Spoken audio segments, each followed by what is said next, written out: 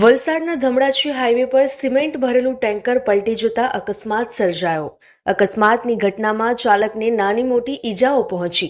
વલસાડના national highway number 48 Dhamdachi highway આવેલ ખાગાડીના ઉપર સિમેન્ટ ભરેલું મિક્સર ટેન્કરના ચાલકે સ્ટીયરિંગ પરથી કાબુ ગુમાવતા હાઈવેના વચ્ચે પલટી ખાઈ જતા અકસ્માત સર્જાયો હતો।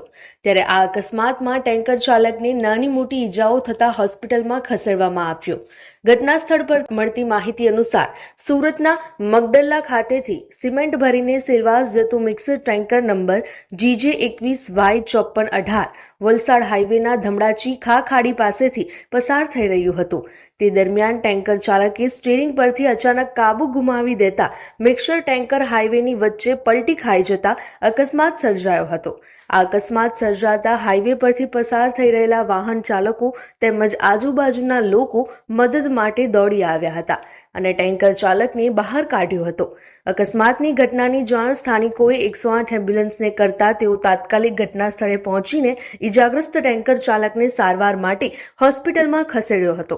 અકસ્માત થતા હાઈવે ઉપર ટ્રાફિક જામના દ્રશ્યો સર્જાયા હતા।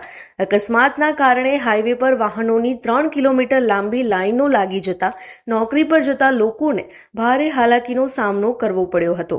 જો કે ઘટના અંગે જાણ થતાં જિલ્લા ટ્રાફિક અને રૂરલ પોલીસની ટીમ તાત્કાલિક ઘટના સ્થળે પહોંચી હાઈવેની વચ્ચે પડેલા ટેન્કરને ક્રેનની મદદથી સાઈડે કરવાની તજવીજ હાથ ધરી છે।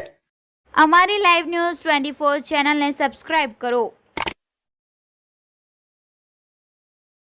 બેલ આઇકોન દબાવો જેથી આવનાર ન્યૂઝ અપડેટ્સની નોટિફિકેશન આપ સુધી સૌથી પહેલા પહોંચે।